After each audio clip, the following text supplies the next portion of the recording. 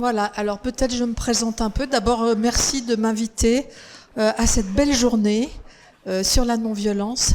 Tellement convaincue depuis longtemps, 40 ans magistrat, que la loi structure nos comportements privés et nos comportements intimes.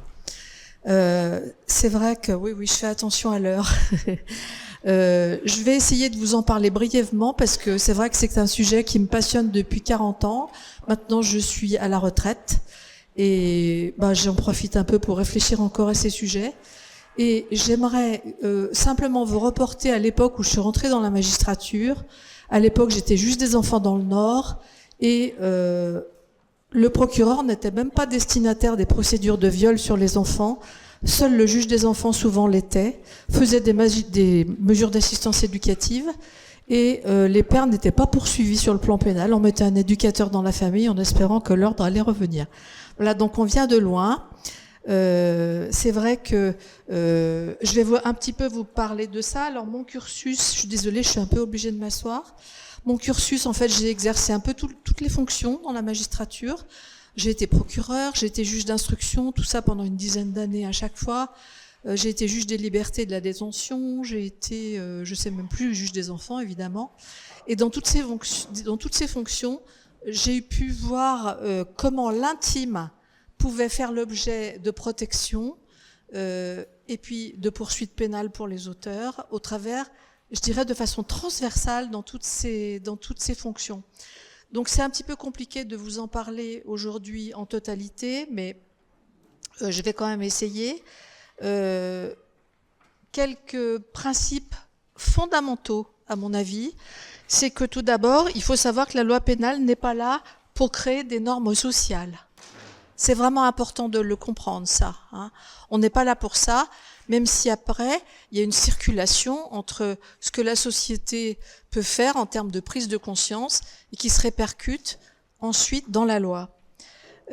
D'autre part, quelque chose qui me paraît très important, mais souvent c'est un peu abstrait, la loi, elle est là pour définir les interdits.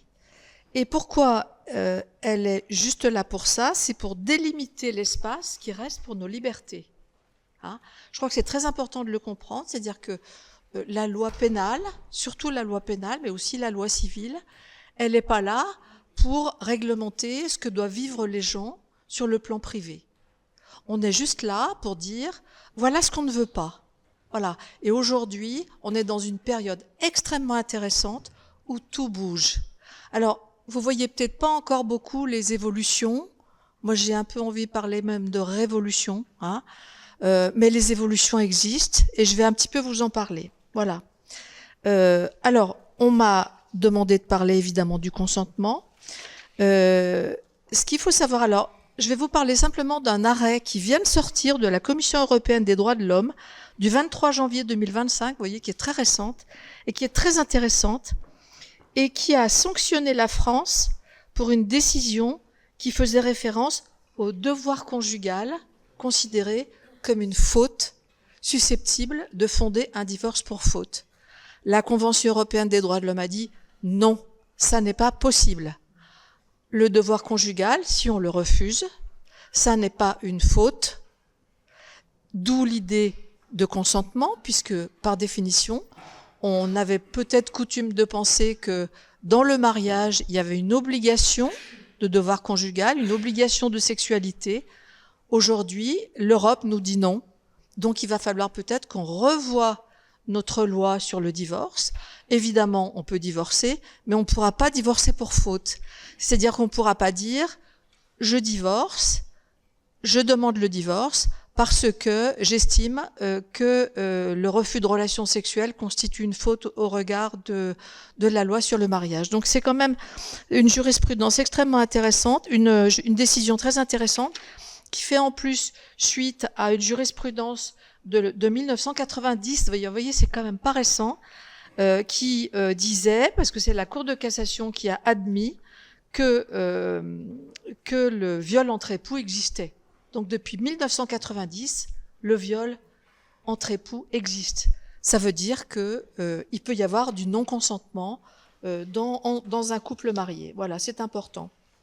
Alors, 2 mots là où le consentement ne devrait jamais, jamais, jamais, jamais être examiné. Et ça, je peux vous dire que je me suis battue pendant toute ma vie. C'est difficile de vous dire tout ça parce que je me suis beaucoup bagarrée. J'ai un peu de temps en temps arrêté parce que j'étais un peu en lutte contre beaucoup de choses, notamment par rapport à la façon dont les tribunaux géraient les dossiers, comment on s'organisait, comment on pouvait faire mieux. Et puis après, je me suis mis à être un petit peu plus constructive. J'ai travaillé pour des lois et puis maintenant, je suis quand même contente que les choses bougent. Mais là où ne devrait jamais être examiné le consentement, c'est quand il y a une relation sexuelle entre un enfant et un adulte. Et ça, mais je pense que vous n'imaginez pas le nombre de fois où j'ai entendu dans mon bureau, que ce soit procureur, juge d'instruction, juge des enfants, mais elle était d'accord. Même d'un enfant de 3 ans avec un grand-père. Quand je dis ça, en général, on ne me croit pas parce que... Mais les psychologues que vous êtes peut-être parmi vous savent bien le fonctionnement projectif de ces gens-là. Hein. Je ne désire pas l'enfant, c'est l'enfant qui me désire. Ça, c'est fondamental. Il faut que je mette plus près, pardon. Et voilà, donc moi, je me suis beaucoup bagarrée contre ce truc-là. Je me suis dit, mais la loi ne doit jamais se demander si l'enfant est consentant ou pas, parce qu'il n'y a pas de consentement possible puisque c'est un enfant. Ça n'empêche que jusqu'à la loi de 2021, 21 avril 2021, eh bien, les juges étaient obligés de se poser la question de la contrainte.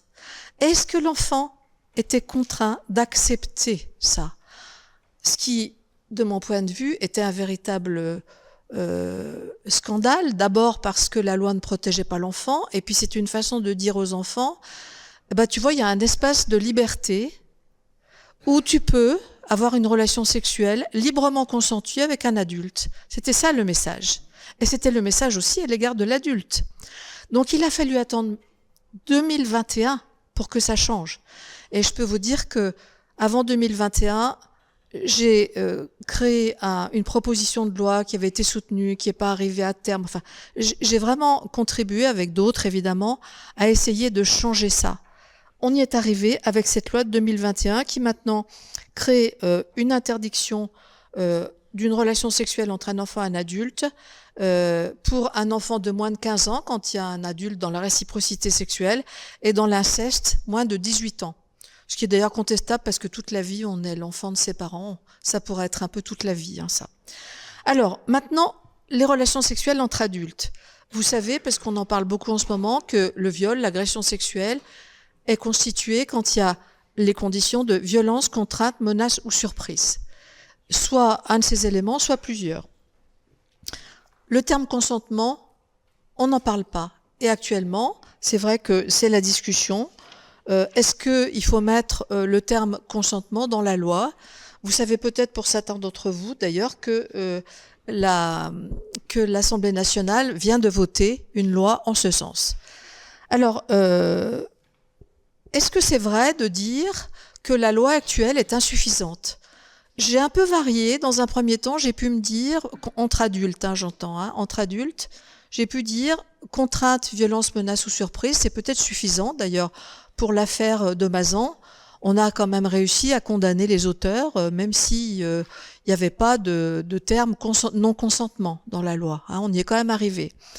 Mais c'est un peu vrai quand même que la loi actuellement met le projecteur uniquement sur l'auteur, ses stratégies pour parvenir à la relation sexuelle, et pas grand-chose sur la victime, sauf par ce petit biais de la contrainte, qui d'ailleurs marche quand même un peu, parce que la jurisprudence a quand même un peu, je dirais, réparé les trous dans la raquette, en comblant un peu par des décisions ponctuelles ce qu'il fallait faire pour que ça change. Alors, qu'est-ce qui fait qu'en Europe, aujourd'hui, on a été convaincu qu'il fallait changer ça et mettre le terme consentement dans la loi? C'est la Convention du Conseil de l'Europe, c'est la Convention d'Istanbul ratifiée par la France en 2014, 15 pays de l'Europe sur 27 qui ont adopté la loi avec le terme consentement, un avis du Conseil d'État du 11 mars 2025, vous voyez, c'est vraiment tout neuf, hein, qui est un avis positif sur la nécessité d'inclure le consentement dans la loi, suite au rapport Le Gréviot, chargé de suivre la mise en œuvre de la Convention d'Istanbul. Alors, la réforme en cours, l'Assemblée nationale vient de la voter, donc il va vraiment, c'est d'actualité que vous ayez pu le mettre dans votre agenda aujourd'hui.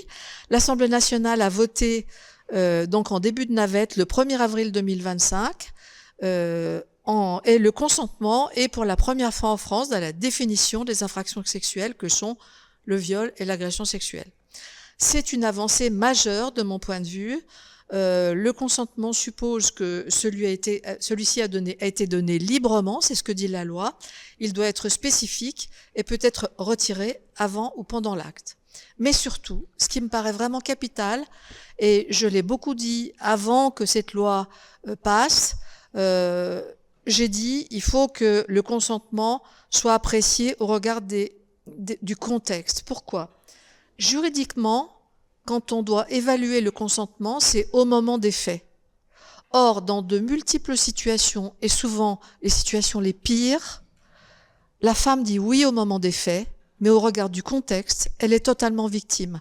Ce sont toutes les femmes victimes de contrôle coercitif. C'est une notion nouvelle, mais ça y est, qui a été adoptée dans notre code pénal. La notion d'emprise, et puis toutes ces jeunes filles, et on n'en parle pas assez, qui souvent sont très jeunes, sont pour 56% des victimes, des mineurs victimes de prostitution, et qui se prostituent volontairement, alors qu'en réalité, elles sont évidemment à protéger et victimes, et que la loi pénale doit les protéger. Donc ça, c'est un véritable souci. Le fait que la loi qui est passée devant l'Assemblée nationale vise les circonstances environnantes, vraiment, c'est une très très grande avancée. En deux mots, pour ceux qui n'ont pas entendu ce terme, mais c'est vrai qu'on en parle beaucoup, le contrôle coercitif, c'est une notion qui a été intégrée comme infraction autonome dans notre loi très récemment, le 28 janvier 2025. C'est le but de consentir à la soumission. En fait, c'est ça le contrôle coercitif.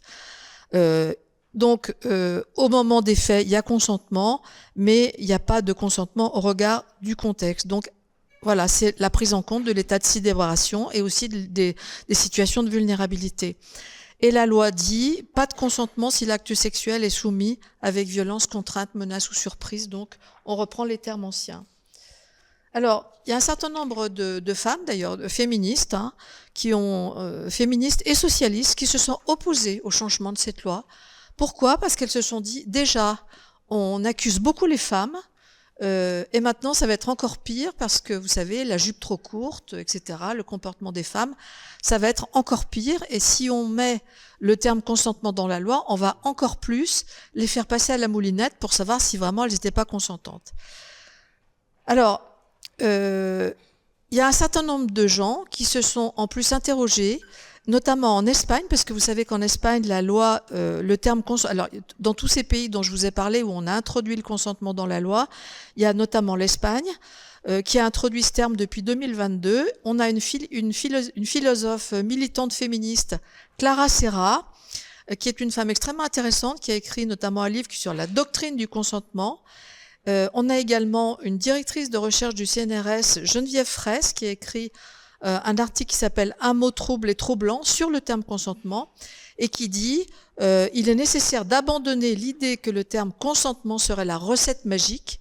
Les discussions actuelles s'épuisent dans les tentatives de définition du consentement et n'offrent qu'un discours hégémonique à la société.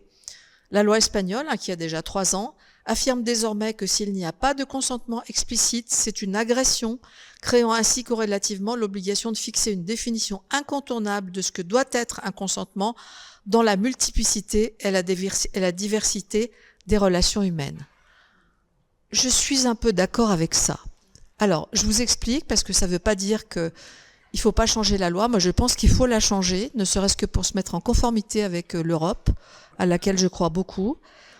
Et je pense que plutôt que consentement, qui est un terme un peu vague, difficile, je pense que le terme volonté serait peut-être un peu plus facile à comprendre, en tout cas pour les auteurs.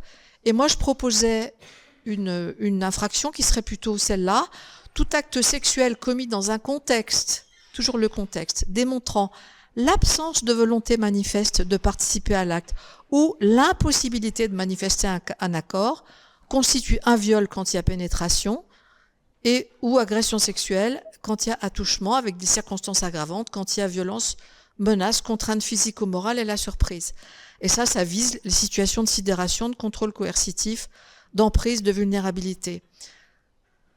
Je suis infiniment reconnaissante à toutes ces femmes qui, dans le monde entier, signent pour dire que les choses doivent changer dans les rapports entre les sexes, ou même entre gens de même sexe d'ailleurs, puisque les viols aussi existent dans l'homosexualité.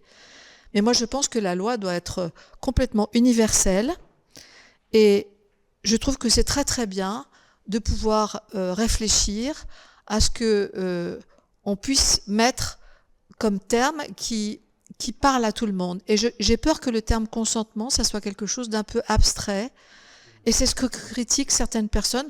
Et moi, j'en fais partie parce que je pense que de mettre le terme volonté, ça serait plus clair. Voilà, mais enfin bon, ça n'engage que moi, hein, vous le soumets. Voilà, donc cette révolution de l'intime, comme on disait tout à l'heure, je pense qu'elle est en route. Je suis évidemment obligée de vous parler de cette espèce d'impuissance qu'ont les juges et qui classent beaucoup trop sans suite, parce que la loi était là aussi pour ne pas les obliger à tenir compte de ce fameux consentement qui maintenant est dans la loi.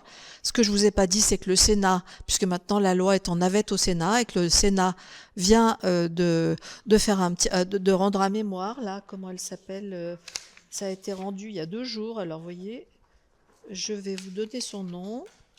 Oui, dans son rapport du 26 mars, un peu plus que 2 jours, qui est tout à fait conforme à ce que dit l'Assemblée nationale. Donc le Sénat va la voter, je pense, cette loi. Mais je pense quand même que l'insuffisance du nombre de juges, 2 fois moins de juges qu'en Allemagne, 3 fois moins qu'en Europe. Que peuvent faire les magistrats dans des conditions pareilles? Donc on fait le maximum. Voilà, mais on peut pas beaucoup plus. Vous allez tout à l'heure parler, j'en suis désolée parce que je vais être obligée de partir parce que j'habite loin et que je suis obligée d'entrer, mais vous allez parler de la justice restaurative, j'y crois mais énormément. Je pense que la voie pénale, c'est pas forcément la meilleure des lois, parce que devant le tribunal correctionnel ou la cour d'assises ou la chambre criminelle, les auteurs, enfin les auteurs et les victimes n'échangent pas trop, alors que la voie restaurative, c'est vraiment une voie qui reconstitue les relations, et j'y crois énormément. Et c'est vrai que si j'étais un petit peu plus jeune, j'en ai 70, je m'investirais vraiment là-dedans. S'il y a des gens qui ont envie de travailler là-dedans, vraiment c'est la voie. Intéressez-vous à la justice restaurative, c'est passionnant. Voilà, je m'arrête parce que je crois que j'ai fait mon temps. C'est bon ? Oh, ben c'est parfait.